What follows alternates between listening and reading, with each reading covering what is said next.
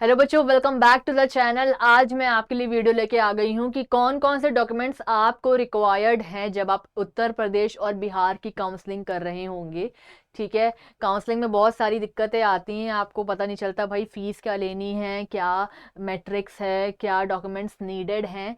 तो ये one of the video है जो कि बहुत ही इंपॉर्टेंट है जब आप यूपी और बिहार की काउंसलिंग कर रहे होंगे। तो ठीक है, सबसे पहले बात कर लेते हैं बच्चों की यूपी में कौन कौन से सर्टिफिकेट लगते हैं या क्या क्या डॉक्यूमेंट्स आपको नीडेड है काउंसलिंग के टाइम पे। सबसे पहले तो आपको बच्चों नीट यूजी का एडमिट कार्ड और स्कोर कार्ड लगेगा। ठीक है, फिर आपको हाई स्कूल यानी कि 10th की मार्कशीट और 12th की मार्कशीट अपने पास ही रखनी है।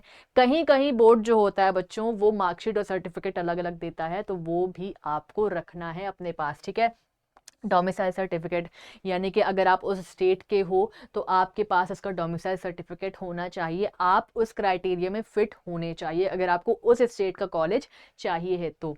ठीक है, अगर आप किसी स्टेट के बच्चे हो, मतलब आप किसी रिजर्व्ड कैटेगरी के बच्चे हो, ठीक है, यानी कि अगर आप ओबीसी एससी एसटी में हो तो उसका सर्टिफिकेट आपके पास होना चाहिए अगर आप एप्लीकेबल हैं तो।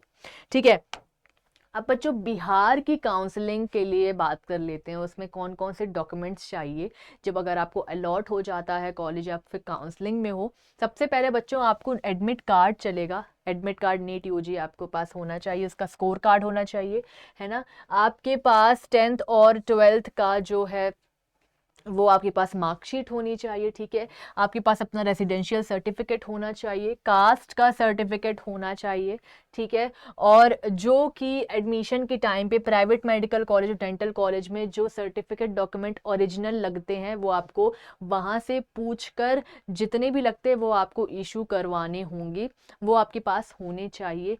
6 कॉपीज होने चाहिए आपके पासपोर्ट साइज फोटोग्राफ्स के। ठीक है, और आपको एक यूजीएमएसी जो साइट है जिसमें आप काउंसलिंग करोगे उसका कंफर्मेशन लेटर, जो आप काउंसलिंग करते हो, आप फॉर्म फिल करते हो, उसका कंफर्मेशन लेटर, या फिर आपको जब कॉलेज अलॉट हो जाएगा बच्चों उसका कंफर्मेशन लेटर आपको ले जाना है, ज़रूरत है।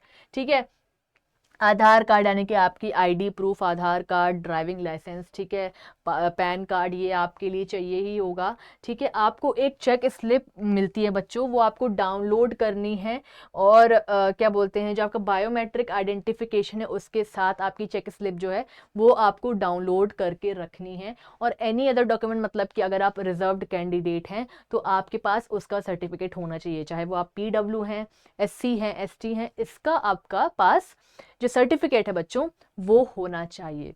आई होप आपको ये दोनों जो स्टेट हैं उसके जो डॉक्यूमेंट्स हैं वो आपको पता चल गए होंगे, क्योंकि बच्चों बहुत बार ऐसा होता है कि डॉक्यूमेंट्स नहीं होते हैं या फिर डॉक्यूमेंट्स आप तब तक नहीं बनवा पाते हो, क्योंकि सारी चीज़ें ना अपडेटेड होनी चाहिए।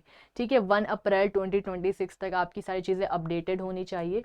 तो काउंसलिंग में बहुत सारी चीज़ें हैं जो आपको ध्यान रखना पड़ता है, क्योंकि ऐसा कभी कभी होता है कि अगर आप डॉक्यूमेंट सही नहीं करते हो या फिर गलत देते हो तो आपका एडमिशन कैंसिल भी हो सकता है बच्चों। ठीक है, तो अपना कैंडिडेचर अगर कैंसिल नहीं करवाना चाहते हो तो सारे डॉक्यूमेंट्स रेडी करके रखना। ठीक है, आई होप आपको ये वीडियो पूरी समझ में आई हो। इससे रिलेटेड कोई भी डाउट हो तो आप मुझसे पूछ सकते हो। ठीक है, और गूगल फॉर्म ज़रूर भर देना, कोई भी दिक्कत हो तो मुझे बताना। और बहुत सारी काउंसलिंग की वीडियोस आती रहेंगी तो उसके लिए चैनल पे बने रहें और इसको फॉलो सब्सक्राइब करना मत भूलना।